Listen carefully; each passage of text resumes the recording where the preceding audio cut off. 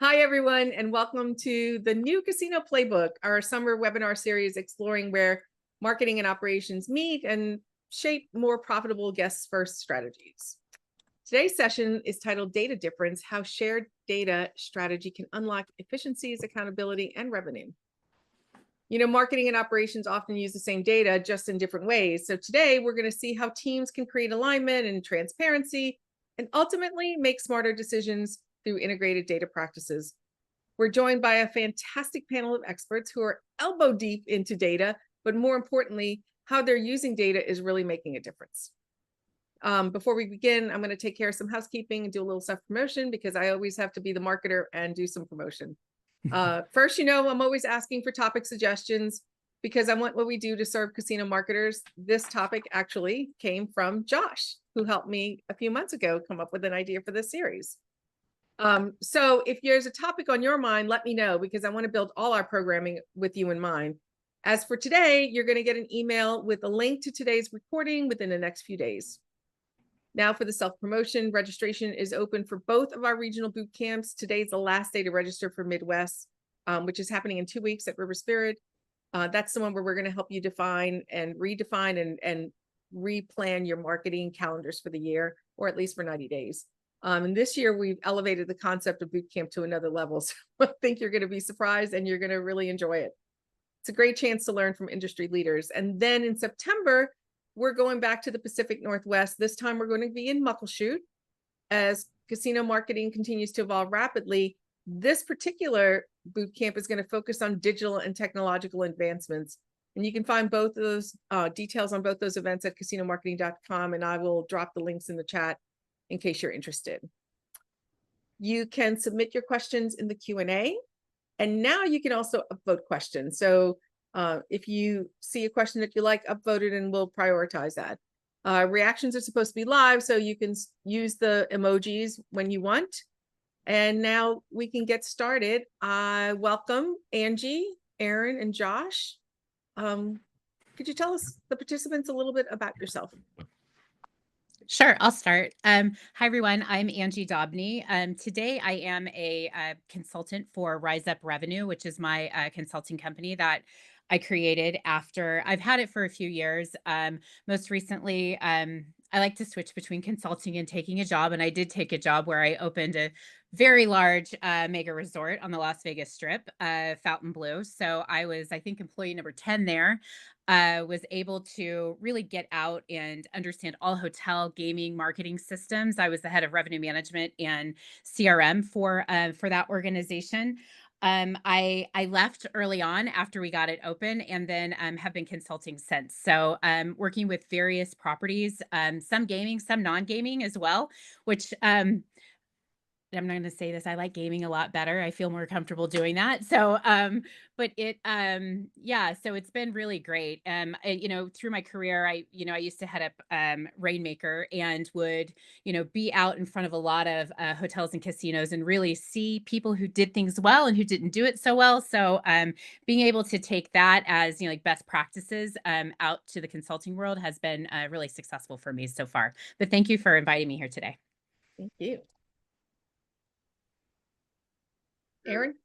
Good afternoon, everyone. I am Aaron Harn. I am the Vice President of Marketing and Strategy for Wild Rose Entertainment, which owns 3 Wild Rose casinos in the state of Iowa and some other investments that the family has. But I spent my entire career in gaming, about 20 years in the marketing world, specifically in the database side of things, but currently heading up all of the marketing efforts for Wild Rose. So I don't know. I just love gaming. I love the day-to-day operations of it. I love the unknown of it. And I love trying to figure out what makes people tick. So that is why we're here today. Glad to be here. Hi, I'm Josh LeDuff. I'm the Senior Vice President of Marketing for Full House Resorts. Wow, that sounds weird. I'm 60 days on the job here. I was formerly Vice President of Marketing for Paula Casino in California. Prior to that, in gaming, I was Vice President of Marketing for Alec Capri Casinos. Before that was purchased by Caesars, and I started out my career at Caesars. Started out in database marketing, blending it with finance to make more of a strategy background. I'm really excited to talk about this topic because it's one of the things that I'm most passionate about. So with that said, I'm gonna kick it back to Julia. Great. So let's do a little warm up. Can you share an example where data, when used collaboratively between departments, has changed the outcome of a campaign or an operational decision? Sure, I'll take that one. Julia, you're pretty familiar with the efforts that we had in Net Promoter Score, and it was, God, way too many years ago that I found kind of what Fred Reichheld was doing in terms of Net Promoter Score and really advancing data and analytics in terms of guest experience and driving that into a property. And that type of data can be used about to correlate to customer retention rates, customer longevity, lifetime value. And by driving it through departmental decisions and making that customer experience better, those metrics get better. Higher retention rates, higher sell-through, cross-selling, and longer LTV. And we were able to do that across 15 properties in the portfolio. And many years later, I think it's something that's been used industry-wide, and the industry has adopted it as a key metric along with customer effort score to begin to think about how they're driving customer lifetime value and extending customer lifetime value to increase the value of their customers in their database and their operations. So Angie, your background has been primarily on the hotel side and gathering the Yes. data there. So, and that can easily live in its own silo, right? Yeah. Here's what our And rates a lot are. of times it does. Yes. Yes. So how do you, what's an example of how you've taken that kind of data and helped operations make different decisions around it? Yeah, absolutely.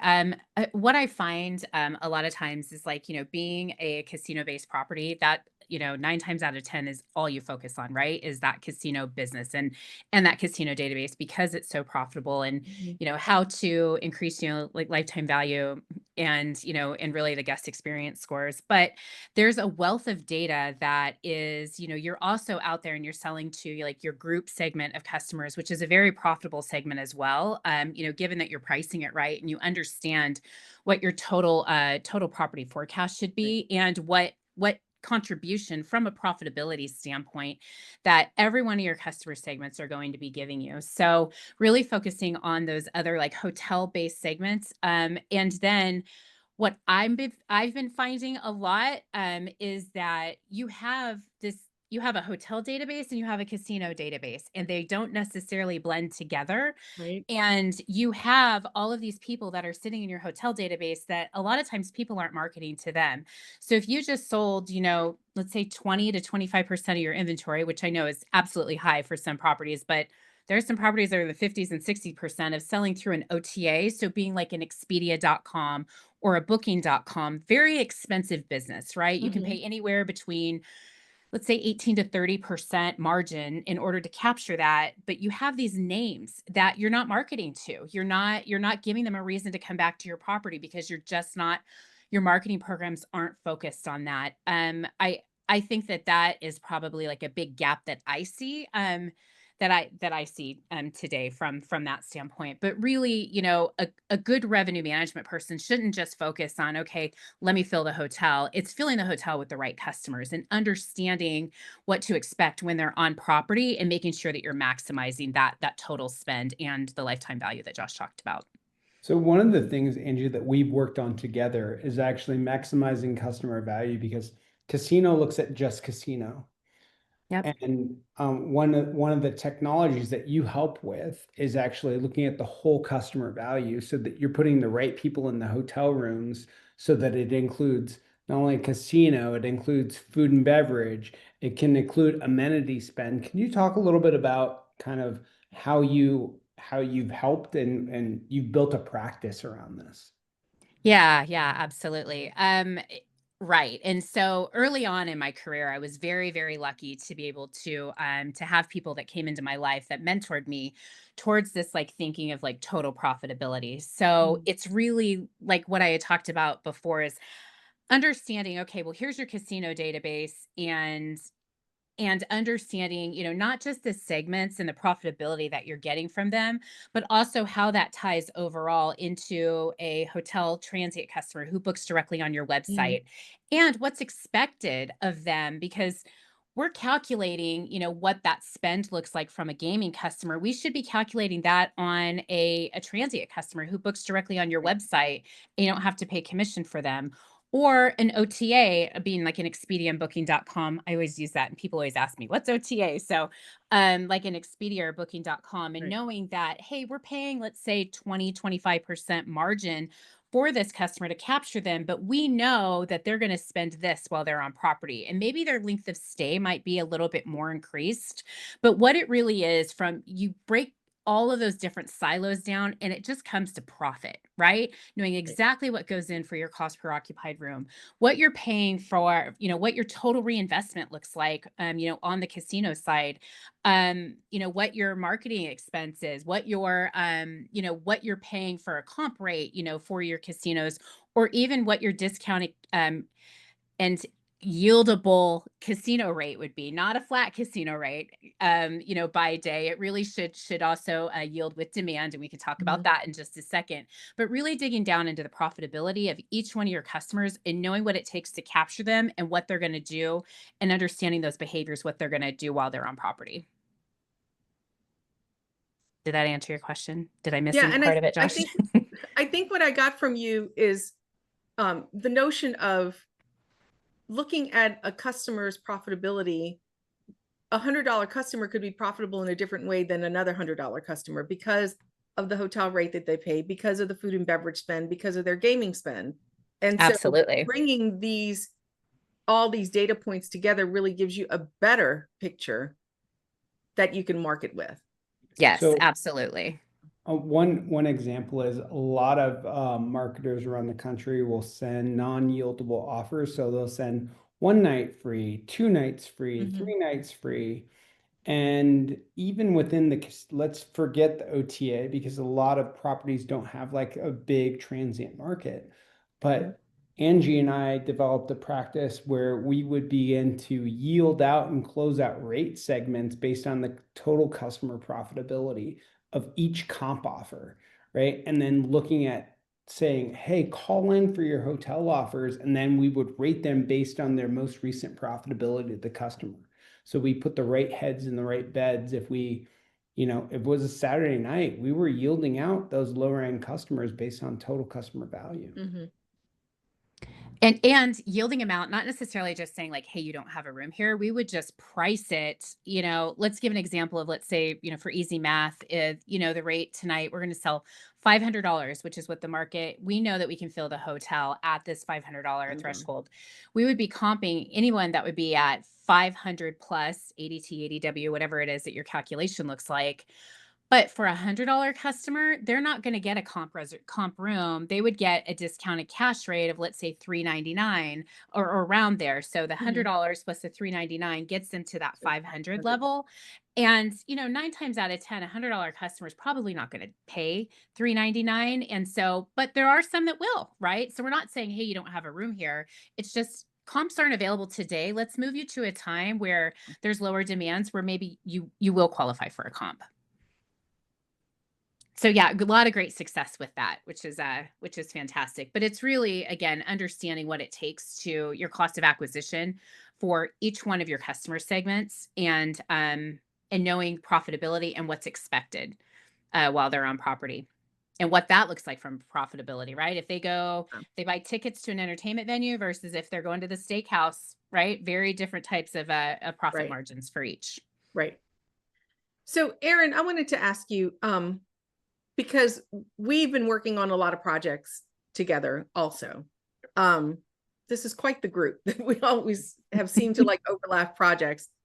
But what are some of the disconnects you've seen between those different silos of data And how have you, what approaches have you taken to try to start connecting them? I know that doesn't happen overnight, and you can't really take all those strings and pull them together at once.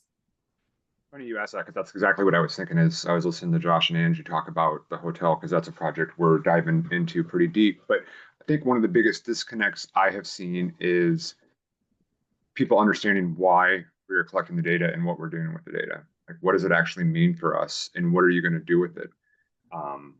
I think that's one of the biggest challenges, and I don't think that people realize that every email capture, every hotel reservation, the method of that reservation, that is a data point that we need to digest and figure out how that fits into the model, to make our customers more profitable and to optimize our floors. So I think making sure that the team that is wrangling the data understands what they're doing, but also the team that is capturing the data understands what we're going to, at a high level, do with that data at the end of the day, and why it's important that it's accurate. So that's one of the biggest challenges. As far as how I tackle that, it is getting everyone around the table and saying, this is what our end goal is. Paint that picture and say, we need to get to this endpoint. This is how you're going to help us do that, and this is why we need you to do it this way, or whatever the case may be on that. And I guess that's when you do that, I mean, that's really where we're working toward that true alignment, when everybody really is pulling from the same information. That has to be clean information. So it has to be, it has to be clean, and it also has to be like consistent. I think that's the biggest thing. And with that, I think that the way that the data is captured is consistent too. I mean, there's different ways to do different things, but if everyone is not on that same page or that same plan, it can definitely jack up things pretty quickly. So I can't tell you how many and it comes down to something really basic, like player card signups we were talking about before this call started. How many properties actually have little chits of paper that allow somebody to write down their phone number and write down the email address and write down the address? Because if the address isn't the right address on the ID, or the guest service person can't hear the email properly, or they fudge because they misheard the phone number. I mean, data quality issues are ripe in this industry. And it's something so basic. To that point, Josh, I had a situation that arose, and we were having a ton of return mail come back to us, and we couldn't quite figure it out why until we finally were able to pinpoint the actual mail. We had a team member that was abbreviating the state of Iowa with the wrong abbreviation. It was simple as, you can go back to the elementaries of what an address format is. Right. I mean, Wow. So that's pretty detrimental to your database if you're signing up the wrong, a high value player with the wrong address when they gave you the right address. Josh, earlier on you mentioned Net Promoter Score and guest feedback, and I did get a question from a property that had asked about surveys and social sentiment and what role it plays in your data strategies. I mean, what's been your experience? How do you combine that with your operational metrics? Number one, it's on the weekly scorecard, right? So as surveys get deployed, right, and those survey scores come back, that's a forward-looking indicator. If you want to know how your casino is going to do in 3 months in terms of revenue, and you're watching a score drop, I'll pretty much nail a forecast with some degree of accuracy about how fast it's dropping and how fast your casino revenues are going to drop. Combine that with basic things like walking to see if your bathrooms are clean. It's very related. So what we do with that data, in fact, is taking those granular surveys down, those people who are detractors, and driving that to frontline managers to respond. And what that does is it creates an awareness about the issues that are happening within their department that they have to clean up. And the more they have to clean up, the more they want to work less. So they'll remediate those issues. And then it gives the team a feedback loop. Customer comes in, they respond, there's a survey, there's a negative review, the manager responds, it goes on the GM scorecard, the issue is closed, they close the whole loop, and the customer comes back again, right? So So it's really a closed loop system in terms of the feedback that's provided from the guests to the operations, and it's happening in real time so you can affect the next trip. So you mentioned a dashboard, and I got another question from a small property that doesn't have a dedicated team that, and we've seen these properties where it's like 2 or 3 people that's doing everything, right? Creating the events, creating the promotions, being the VIP host. So they ask how they can start using this data in some sort of shared dashboard or reporting tools without a big investment or without adding more staff. Like, what is the starter kit? So being technology agnostic, I'm sure like everybody has like some recommendation here. Like go to Upstart or what's the other one where you can hire a SQL data analyst, right? You could go to these BI tools and then you're pulling it yourself forever. Upwork. Thank Upwork, you. yeah. That's like Go to Upwork, go get a data analyst to go build you a recurring dashboard. Go figure out go talk to your team, figure out what your KPIs are and what you want to look at on a weekly basis. And build an automated dashboard. Spend the money, spend the few $1,000s to make your life easy for an entire year. And even if you're a small property, you can afford a few $1,000s to get a data analyst to give you a dashboard. That's without investing in optics or QCI or Salesforce, name your tool. At the most basic level, you need a dashboard so you know where you're driving. You have to look through a windshield and be able to know where you're going. So I would say if there's a starter kit and you don't have any technology and all you have is baseline Konami, IGT, Bally, name your gaming system, go pay somebody a few $1,000s to develop. Now, those gaming providers we have consultants, they're just going to Upwork as well and hiring some guy from India. Just go hire the guy from India yourself. That's if I was running a small property out in the middle of pick a state, that's exactly what I'd do. I completely agree with that. You will get your investment back for sure. But you have to start somewhere. And I would almost advocate that you don't go all in, to be honest with you, because you're just going to get paralyzed by that amount of data. If you're having trouble figuring out how to wrangle it to start small before you dive into the deep end. Yeah. You can always keep adding to as opposed to not starting at all. So there's a magic formula I'll just give away. I've worked in CPG, I've worked in gaming, hospitality, financial services, and there are 3 metrics that really matter. Number of customers, average basket size, let's call that ADT for this industry, and then there's a purchase frequency, right? So you multiply your number of customers times the average amount of spend times the number of times they come. That's your total win theoretical in every different industry. It's always customers times basket size times the frequency rate. So I would say start with those things. If you can break your revenue down into those 3 buckets, which are the most important buckets, start there. Yeah, I was going to ask you where to start, because you can start to add too many data points that then paralyze you and then you can't make a decision. So they have to be connected to each other. They've got to start building a story. Yes. And I think it's important that the representation of the data is visual, not just an Excel spreadsheet.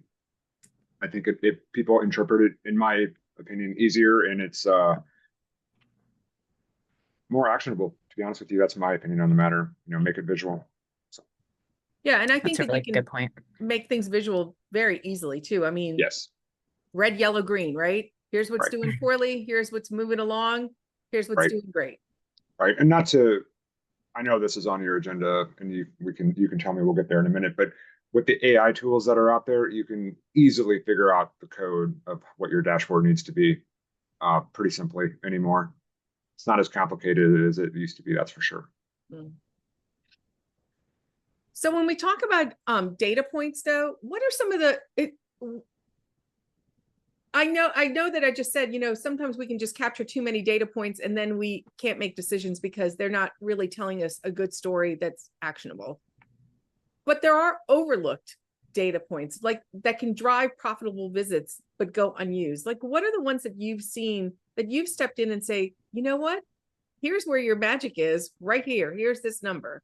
What are those overlooked data points? I can tell you, like from a hotel standpoint, just some things that I've seen in my career that I was like, wait a minute, are you serious that this just happened? So, you have your entire, marketing program that's out there. And with I was in a corporate role a long time ago, but, with a large group of casinos here in Las Vegas. And they, we were finding, we got housekeeping data that there were a lot of times that rooms were just empty. They didn't need to clean them, right? And so they were saying like, hey, we don't think we need this many like housekeeping people. And so we really started to dig into that to understand. And part of the offer strategy that that we had rolled out at all of our properties here in town was that you had to check into a room in order to get your offers, to utilize your offers, whether that was a food and beverage offer or free play or whatever. So people were taking the room and checking into it and then going and getting and having all of those offers then loaded on their card, because that check-in is what what spurred that. And so what we found is that, okay, so we took that away. It didn't change anything, as far as the results of the programs that we were doing. Basically what happened is that our hotel revenue was able to go up because we were able to sell those rooms, through other channels. And it just became, more profitable. So housekeeping data, which I know seems crazy, but really just talking to like the people who are, in and out of the rooms, what are you seeing? What are you finding? Or even really digging into the data and looking to be able to see like, wow, we offer 2 comp nights midweek to this tier. We're seeing a lot of back-to-back reservations or a lot of people extending. Maybe that means that, this segment warrants, a longer length of stay or more comp nights if it's available. So just, things like that, digging in on the hotel side. Yeah, I think also one of the projects that I worked on was looking at overtime and our guest traffic. And actually we ended up changing the pay period cycle to line up with the demand that we had. And we actually ended up cutting a lot of our Oh, overtime. I love that. Yeah. Yeah, that's really smart. Like in room res or or whatever department. Yeah, that's smart. Absolutely. Yeah, when the offers are dropping, you should beef up and, like all of those. Absolutely. That's smart. Well, even on the slot floor too, the dealers, and a lot of times we work Sunday through Saturday as the pay period, or Monday through, but never Monday through Sunday, where if you start maybe on Thursday, then you're going to front load your hours when you need them most, and then you don't have to you're not sitting with full staff on a Tuesday. Oh, yeah, and no absolutely. traffic, right? Yep, that makes sense. Doug asks, when surveying player sentiment, how much more weight do you give feedback from higher ADT players compared to lower rated players? A lot. A lot, because your VIPs, right? Your customer lifetime value could be, I mean, depending on the market you're in, the quality of player you have could be in the millions, right? And if you have a higher rated customer and you're hearing about an issue from a survey instead of a host, you need to back the truck up and figure out what's wrong with your player development program. Well, the other thing too is that, it's always about getting more frequency from that higher end. So you do want to make sure that they're having the experience that they're expecting, that you can profitably give them, because to get $100 customer in one more time is easier than getting a $20 customer in 5 more times.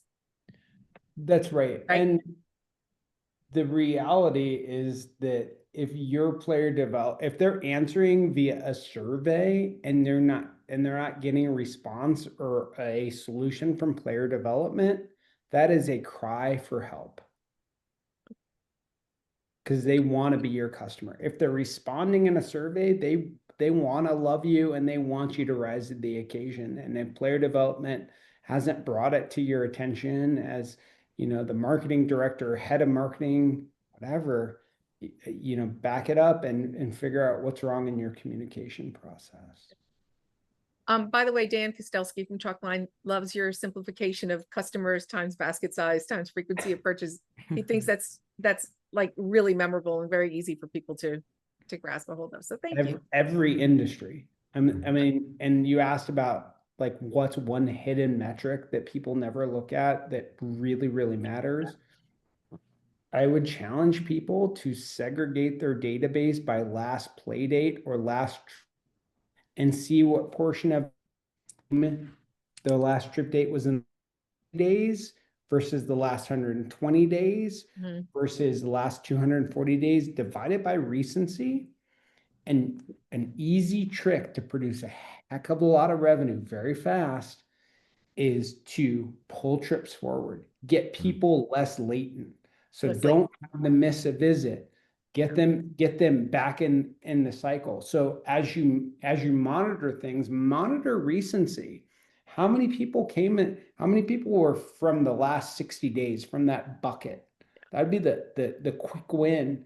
Is if you can increase the percentage of people coming more frequently with less latency. Yeah, that's a trick to fast revenue.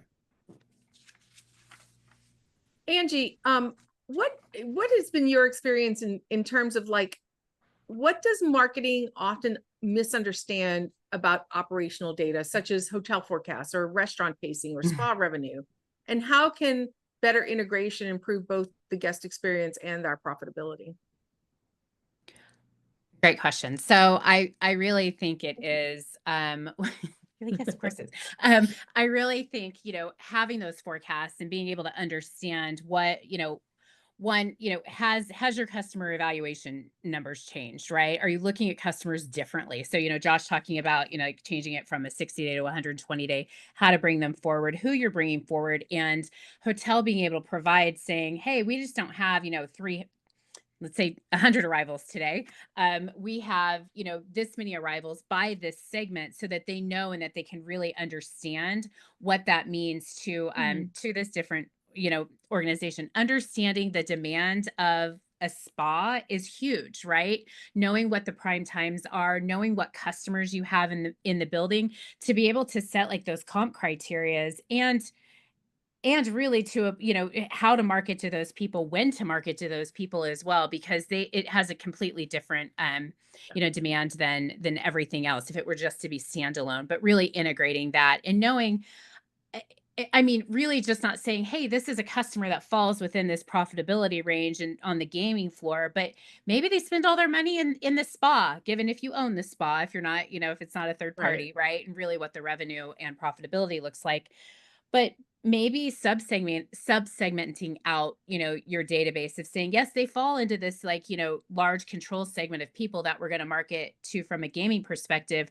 But, Angie typically likes to go to the spa versus I don't really care about, I don't know what I don't care about on a property. It's a bad example, but maybe not the slot tournament, right? And being able to, bring them in over times when the spa needs that, and just really understanding your customers, those behaviors and what happens with them, so that you're able to have more dynamic offers where it's not just, at 100 plus, here you go, here's your, or here's your 200 segment and what they get, but really making sure that those offers mean something to them and they're actually going to book and do what they want to do, because everybody, all the resorts they have so many different offerings and amenities that, that people really want to take part in. And like everyone's doing a great job of really attracting those customers, and just making sure that you're doing it in a meaningful way is so important.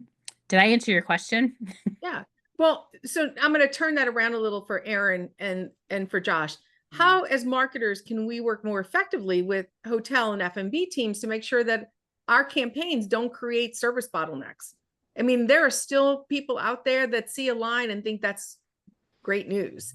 So how do we work with them so that we don't create those service bottlenecks, or that we don't leave revenue on the table? And I guess that's working with the gaming team also. Yeah, I think that backing up a little bit, going to the offers that we offer our players, you should be, that's one of the data points I think we miss a lot is the amount of offers that do not get redeemed. If we have a pattern of not redeeming F&B offers, stop sending that player F&B offers and test with a spa offer or a hotel or whatever the case may be.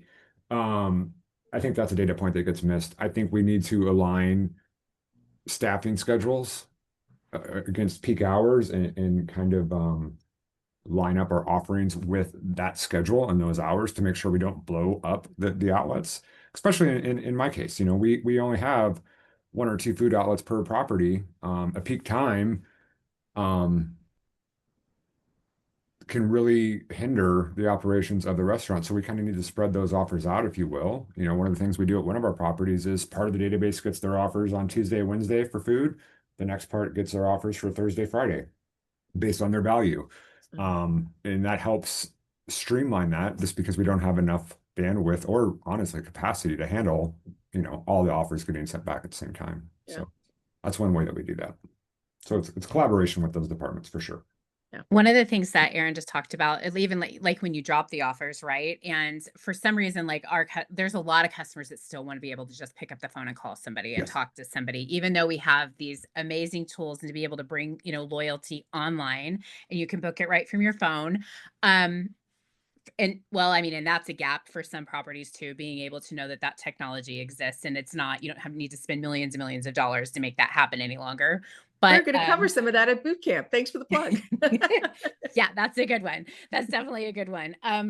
But like your call center has really, really rich data of when the calls are coming in, who's calling, how they're calling. And so many times people just don't look at it. So I was just working with a property who is running 16% abandonment in the call center. And even through the VIP lines, they were, it was double digits, which is not okay because you can really, I mean, that's basically throwing money down, like you're spending all this money from a marketing perspective, and then you don't have somebody to answer the phone and you're just pissing your customers off, right? And so we all lost if that's happening. So really making sure that you pay attention to that call center data is super important to everything that we're doing. Well, I guess for small properties who don't have a call center, I think that we need to find a program to implement into PPX, right? Because they're the ones that are picking up the calls. Yeah, absolutely. Well, just, yeah, how are they booking? How are they getting booked, Yeah. right? And even if it's the front desk taking, taking the calls and they have a large checkout or check-in that day. I mean, finding alternatives to how to get those phones answered and get everything booked Right, is yeah. so important. I think if I can jump in, we were talking before the call started about kind of brand promise and, Angie just mentioned, upsetting customers. I think that's one of the things that we mess up a lot is if you extend an offer to a customer through a postcard or email or text or whatever the medium is, you're making a promise to deliver on that. And if you're not capable of doing that, you're tripping over your own feet out of the gate. And that to me is one of my biggest pet peeves. Drives me absolutely nuts. So you really need to take a hard look at yourself and figure out what you can deliver on. And if you're going to do that, you need to make sure that you have the capacity to do so. I think that is one of our biggest customer service hiccups.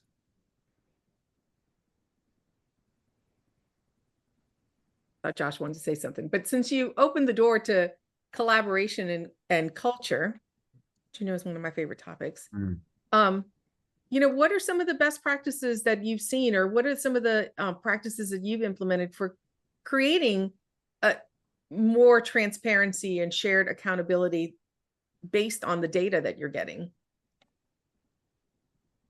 I think for me, it is letting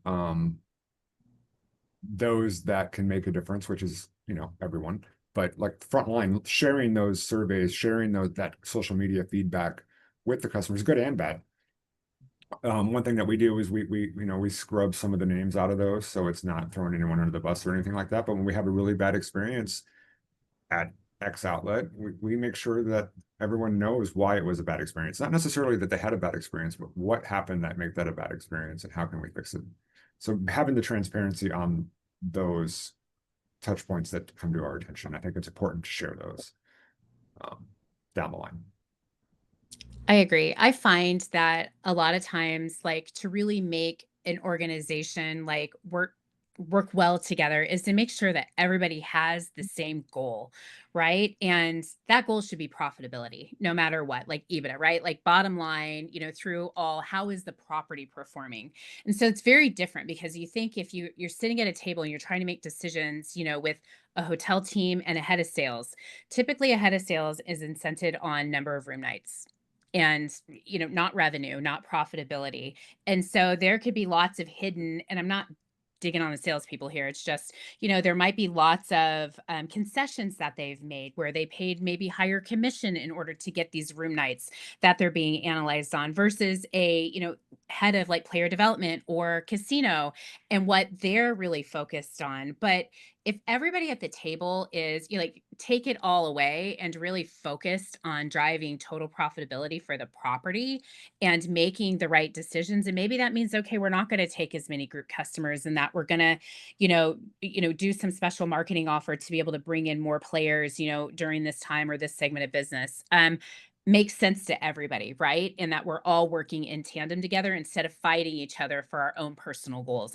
I find that that's an easy win as well. And to focus on, like to focus on EBITDA and profitability. So I think I love the feedback that the whole panel is giving here. It comes down to vision, right? What is the vision and what are the goals? What's the mission, vision, values of the organization? Is that driven all the way down to the frontline team member? Do they understand why hotel wants this and casino wants this? And are we all working towards the same goal? And do they understand their piece in it? And I think when it comes to the alignment of marketing and operations, which was question 2 questions ago, comes down to like having a similar mission, vision, values and understanding it. But then also it can't be top down. It's got to be bottom up, whether it's, frontline team member meetings, going and having conversations with team members so they can tell you about their experience and how the brand isn't living up to the values and why and I'll tell you, those conversations will tell you why your metrics, whether it's customers, whether it's average purchase rate, or whether it's frequency, why one of those three are off. Go talk to those frontline team members in the spa, in the hotel, in the restaurants. They will tell you why. Yeah. I had one of those meetings last week, and it's really tough to hear. But you know what? They're right. Yeah. They're right. And if everyone has perfect alignment, they'll be focused on the right things. Well, I think with brands, well, they have all of our employees, every single one, frontline, the IT help desk, the person that's, handling, accepting shipments in the warehouse, everyone needs to understand what their role is in the brand promise and how they can deliver on it. Because if they don't have that connection, then you are going to see those breakdowns. That's my brand commercial for the day. I was going to ask about examples of cross-departmental KPIs, but I think Angie said it best. It's about the EBITDA, right? That's where we're all working toward. And I think that different departments need to understand how what they do feeds into that KPI. But what are other KPIs that you think maybe help align teams around those shared goals? And not just individual performances like number of room nights. I think the two that pop into my mind right away are turnover, employee turnover, and the amount of our guests that are making repeat visits consistently. Like that metric isn't falling off, meaning we have loyal guests to some degree. I think those are the two that pop into my mind right away on that one. Yeah, that question came from a property because I think they're trying to figure the same thing out. How do they align their departments together? Yeah. So I got a question. I'm sorry, Aaron. No, I was just going to say, I just wanted to, again, back up the truck, just a couple sentences. you know, I agree that profitability and EBITDA are the goal, but that means nothing to someone on the front line sometimes. So I don't think I have seen people go out and say EBITDA is our goal. We're marching towards higher EBITDA. I don't know what that means. So in order for you to contribute to higher EBITDA, and let's say you're a warehouse worker, your goal is to make sure that the truck gets, unloaded and the product gets to the right destination in a timely manner so the customer can purchase it, which therefore increases. Sometimes you have to be that black and white and that elementary about some things for some folks, and that's okay. That's actually sometimes better to paint that picture in simpler terms. So I think that that's important. I think a lot of people sit in, their office and talk at a very high level, but it doesn't get pushed down to a level that needs to be pushed down to. Yep, I agree. To tack on to that, I think everyone could sit down with their brand promise. And if your goal is EBITDA or your goal is growth, what you might be in different cycles, right? But that with each job description, you need to lay out your org chart and say what every person's responsible for and what is that key metric that ladders up to you growing or growing profitability, but so that the team member understands at a very fundamental level, what is my job? What is my key metric that I'm responsible for? Because it could be that I'm security and I just have to watch the chef isn't selling all the steaks out of the back of the house. It could be that simple that's my job. Right. I could be a warehouse person and I'm responsible to make sure there's segregation of duties that I deliver what's ordered, right? It could be that simple, but starting with the brand promise and then laddering it down to every different position, whether it be HR, marketing, gaming operations, hotel operations.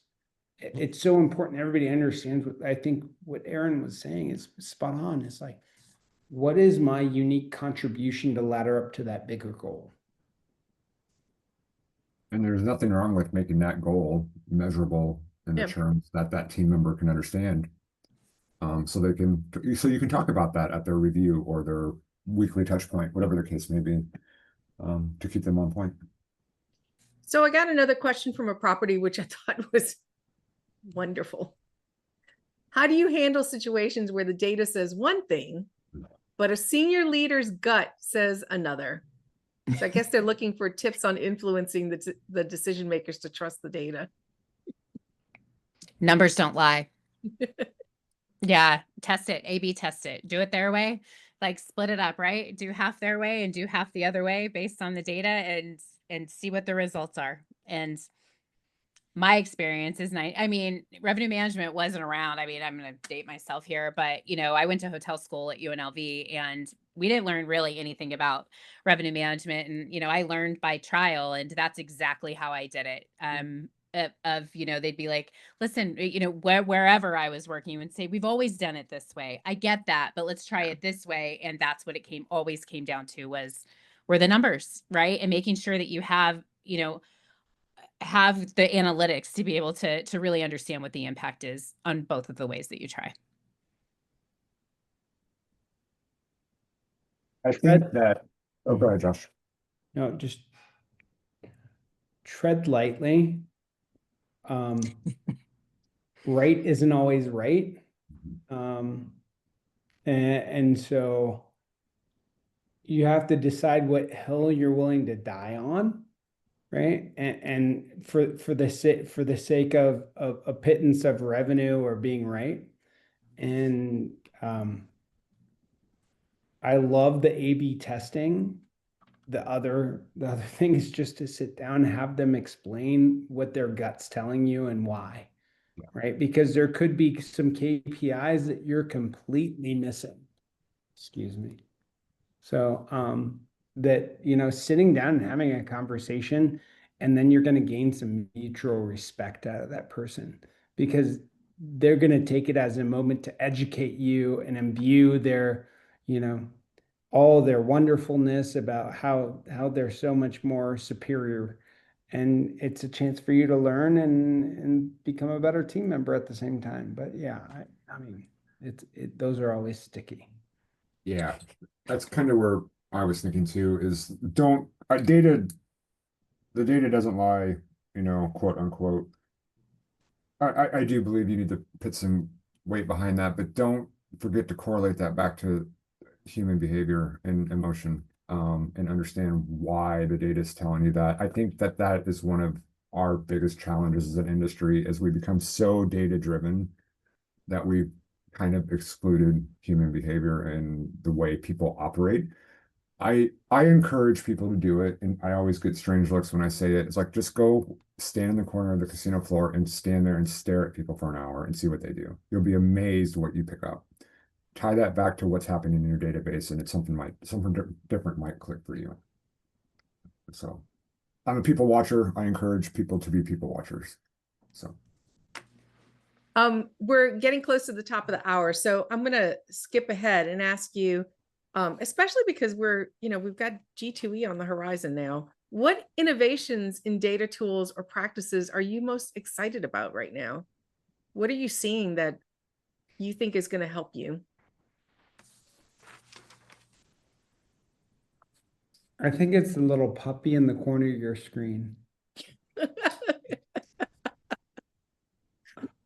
No, in all seriousness, he's been joined by his brother. listen, we have a lot of mid-sized properties in our portfolio. Don't forget the fundamentals, the basics, right? And until you have a foundation of the basics, don't try to reach for the moon and stars, right? So use the data tools to help make things simpler. I think Aaron started there, that there are data tools that will help you even write SQL code, like make things as simple as possible, right? Patrons times average purchase times your frequency, like understand those things. Like, is my ADT going up over time? Okay, I'm getting better quality players. Why is that happening?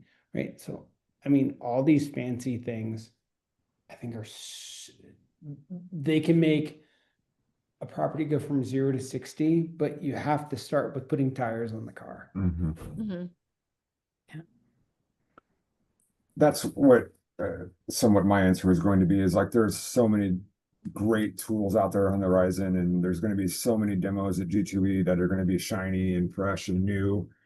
But I think for me, the most exciting thing that we can lean into is the tools that are out there to help educate your team to be better at their job. And then in the next phase, we can go after those shiny tools. As a mid-sized property, of 3 mid-sized properties, I think that's where it's at. I've got to lean into the talent that I have. Otherwise, it's not a lot there. So,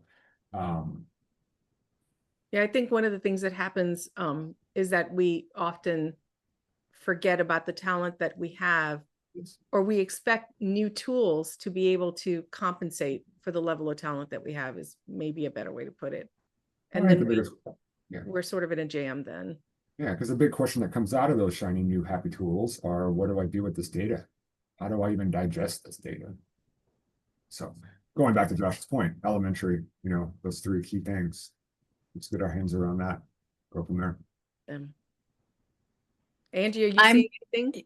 Well, I mean, I'm most excited about that there's tools that is breaking down those silos between, it's not just gaming and a gaming database and a hotel database any longer, right? Of really looking at loyalty programs that are, it's looking at that 360 view and knowing exactly what that buying behavior is, and having, dynamic offers, the ability, given that you have all of the right things in place, right?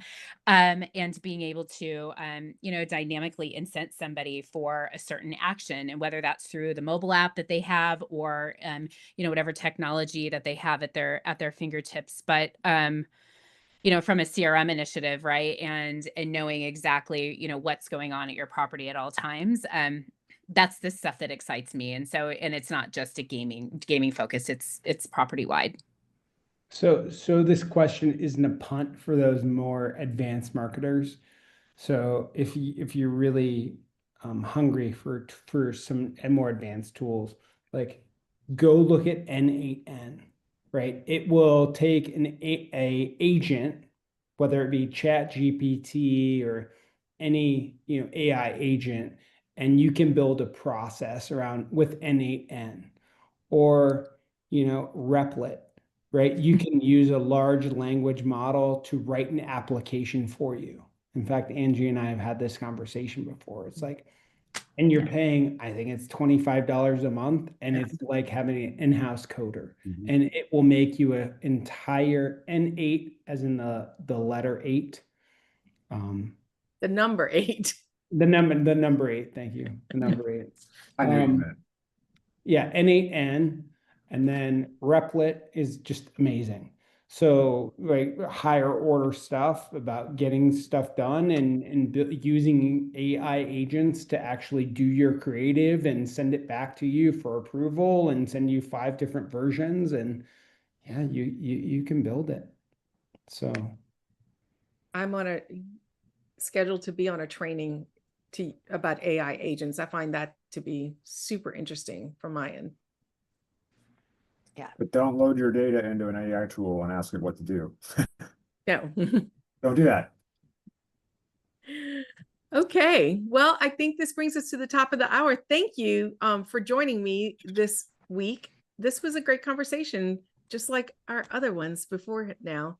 I'm really excited to have people like you be a part of this and to help casino marketers around the country. And actually, I think we have an international person on too, so. Love it. I will send everybody a link to the recording. You should get it this weekend. And our next and final installment in the series is going to be August the 13th. So we're sort of skipping a week. We're going to be August the 13th, and we're going to talk about career growth and getting a seat at the table. I'll see you in a couple of weeks. Great. Thank you. Bye, everybody.